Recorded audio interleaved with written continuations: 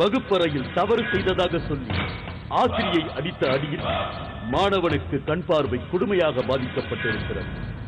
கண்ணில் இருந்து ரத்தம் சொட்ட சொட்ட மருத்துவமனைக்கு தூக்கி செல்லப்பட்ட மாணவனுக்கு உடனே நிறைய தையல்கள் போடப்பட்டிருக்கின்றன.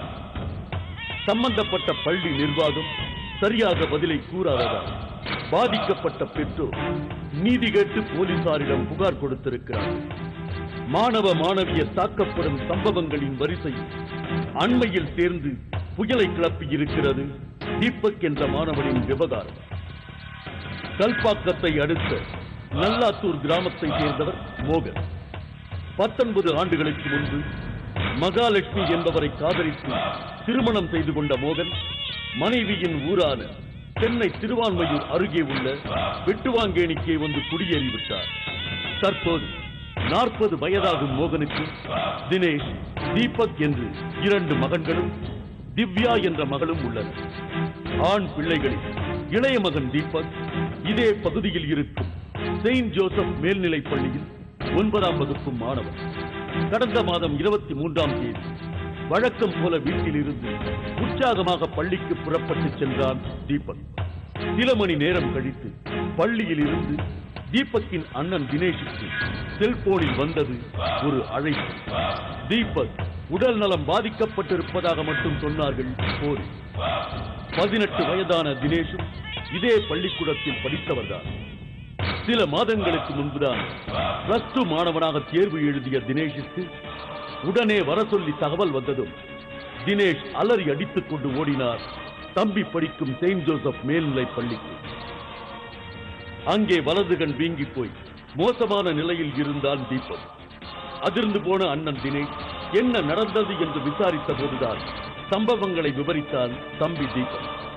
அன்றைய தினம் கம்ப்யூட்டர் வகுப்பு முடிந்த நிலையில் பிரகாஷ் என்ற மாணவன் அழுது கொண்டிருந்தார். பிரகாஷ் தனது நண்பன் என்பதால் அவனிடம் விசாரிக்க சென்றான் தீபக். சந்தோஷ் என்ற மாணவன் தன்னை அடித்து விட்டதாக சொல்லி நண்பன் தீபக்கிடம் புலம்பினார் பிரகாஷ். அதை கேட்டுவிட்டு திரும்பிக் கொண்டிருந்த போது தீபக்கை பார்த்து விட்டார் வகுப்பு ஆசிரியையான அல்போன்சா கிரேசி. அதற்கு முன்புதான் மாணவன் ஒருவனை வெளியே முட்டி போட வைத்துவிட்டு ஆத்திரமான மனநிலையில் இருந்தார் இந்த ஆசிரியை.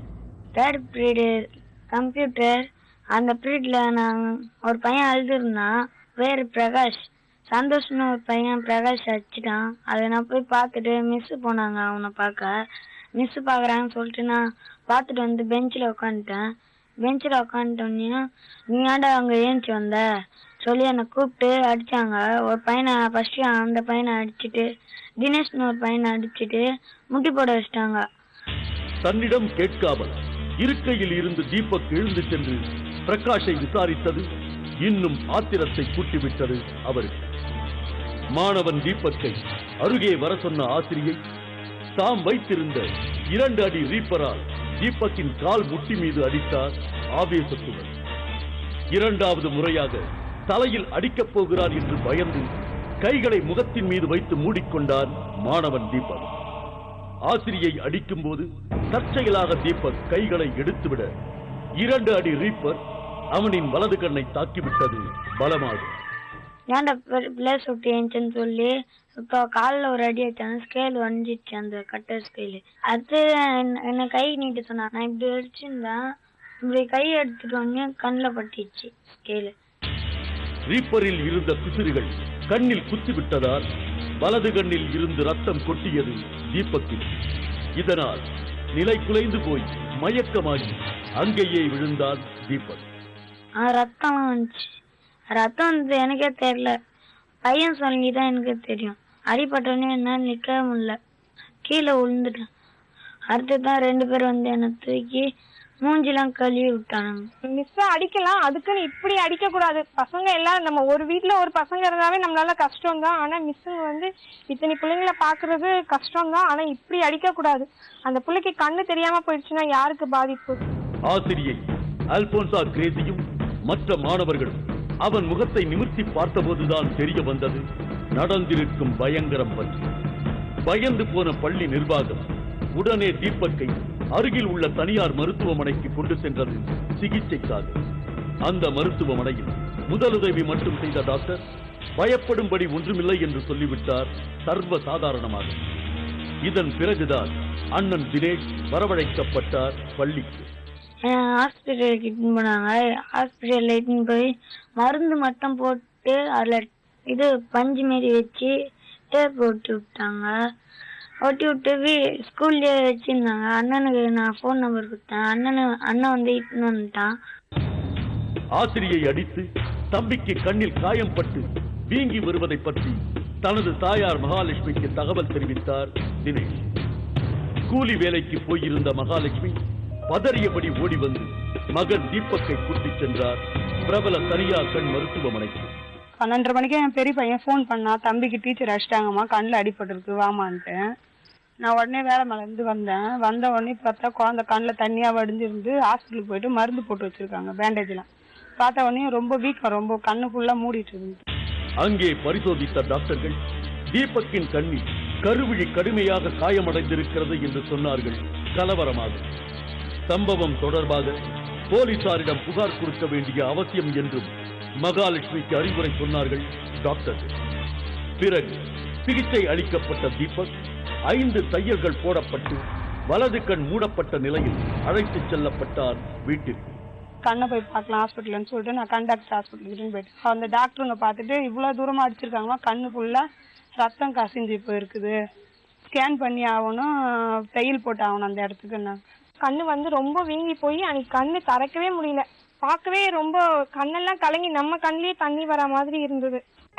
மகனுக்கு நேர்ந்த கொடுமையை பற்றி பள்ளியின் முதல்வரிடம் முறையிட்டார் தீபக்கின் தாயார் மகாலட்சுமி.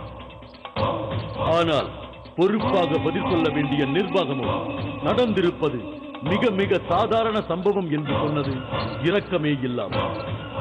நான் என்ன பண்ணேன், இட்டுக்குன்னு என் தம்பியை கூப்பிட்டு டீச்சர்கிட்ட போய் கேட்க போனோம். ஹெச்எம் தான் இருந்தாங்க. என்னங்க இது மாதிரி அடிச்சு வச்சிருக்கீங்களா, எதுக்கு அடிச்சிங்க, என்ன பண்ணாவன்னு சொல்லிட்டு நான் கேட்டேன்.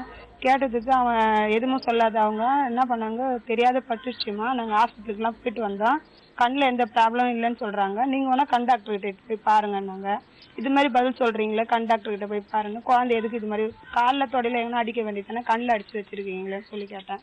சரி நீங்கள் அடிச்சு டீச்சராச்சும் கூப்பிடுங்க, அவன் என்ன தப்பு பண்ணா, இவங்க என்ன தப்பு பண்ணாங்கன்னு கேட்குறாங்கன்னு சொல்லி கேட்டதுக்கு டீச்சர்லாம் நாங்கள் காட்ட முடியாதுன்னு. அதுக்கு என் தம்பி சொன்னா, நான் கம்ப்ளைண்ட் தான் கொடுக்க போகிறோம், நீங்கள் ஒழுங்காக பதில் சொல்ல மாட்டீங்க, டீச்சரே காட்ட மாட்டேன்றீங்கன்னா அவன் தப்பு பண்ணது எங்களுக்கு எப்படி தெரியும், நீங்கள் கம்ப்ளைண்ட் கொடுக்குறதா கொடுங்க நீங்கள், ஆனால் டீச்சர்லாம் நாங்கள் காட்ட மாட்டோம்னாங்க. அம்மா வந்தாங்க. அம்மா வந்து ஸ்கூல்ல போய் கேட்டாங்க ஏன் இப்படி ஆயிடுச்சுன்னு. அவங்க சொன்னாங்க தெரியாம பட்டுச்சு, என்ன பண்ண போறீங்க, அது தெரியாம பட்டுச்சு, அவங்க கண்ணை நோண்டிய தர போறீங்கன்னு சொன்னாங்க. அவங்க மாணவனை அடித்த ஆசிரியை அல்போன்சா கிரேசி சஸ்பெண்ட் செய்யப்பட்டிருப்பதாகவும் இதனால் மேற்கொண்டு எதுவும் பேச வேண்டாம் என்று சொல்லி மகாலட்சுமியை எச்சரிக்கவும் செய்தது பள்ளி நிர்வாகம். இதனால் மனம் நொந்து போன மகாலட்சுமி காவல் நிலையத்தில் புகார் கொடுத்தார் அதிரடியாக. மகனின் கண்ணை நாசப்படுத்திய ஆசிரியை மீது சட்டப்படி நடவடிக்கை எடுத்து தண்டனை வாங்கி தர வேண்டும் என்று வற்புறுத்தினார் அவர். கண்ணாச்சேன்னு சொல்றதுக்காக தான் நாங்கள் ஸ்டேஷன்ல கம்ப்ளைண்ட் கொடுத்தோம். நாங்கள் போய் வேற எங்கன்னா அடிச்சிருந்தாங்கன்னா நாங்கள் போயிருக்க போறது கிடையாது. கண்ணில் அடிபட்டுச்சு, என் பிள்ளைக்கு என்ன பண்றதுன்னு சொல்றதுக்காகத்தான் நாங்கள் ஒரு ஆதங்கத்தில் போய் கேட்டோம். அவங்ககிட்டயும் சொன்னோம், நாங்கள் கம்ப்ளைண்ட் கொடுக்க போறோம்னு சொன்னதுக்கு அவங்க கொடுத்துங்கன்னு சொல்லிட்டாங்க அவங்க. அதனால தான் போய் நாங்கள் கம்ப்ளைண்டே கொடுத்துருக்கோம். இதுக்கப்புறமா ஸ்கூலுக்கு போனா ஸ்கூல்ல எப்படி அவனை பண்ணுவாங்கன்னு தெரியல. அதுவும் ரொம்ப இதுவாக தான் இருக்கு. அவனை படிப்புல கவனம் செலுத்துவாங்களா இல்லை அவனை செலுத்தாம விட்டுருவாங்களா, கண்டுக்காம விட்டுருவாங்களா, அதெல்லாம் தெரியல. ரொம்ப கஷ்டமா தான் இருக்கு. ஆசிரியை அல்போன்சா கிரேசி சஸ்பெண்ட் செய்யப்பட்டிருக்கிறார் என்று பள்ளி நிர்வாகம் சொன்னாலும் அது உண்மையா என்பது தெரியவில்லை. பெற்றோர்கள் மத்தியில் கொந்தளிப்பு ஏற்பட்டிருக்கும் இந்த நிலையில் போலீசார் என்ன நடவடிக்கை எடுக்கப் போகிறார்கள் என்பதுதான் கேள்விக்குறியாக உள்ளது. மாணவன் தீபக் தாக்கப்பட்ட விவகாரம் நாட்டில் குழந்தைகளை அன்புடன் நடத்தி நல்வழிப்படுத்த வேண்டிய ஆசிரியர்கள் பலர் இப்படித்தான் காட்டுமிராண்டித்தனமாக செயல்படுகின்றனர்.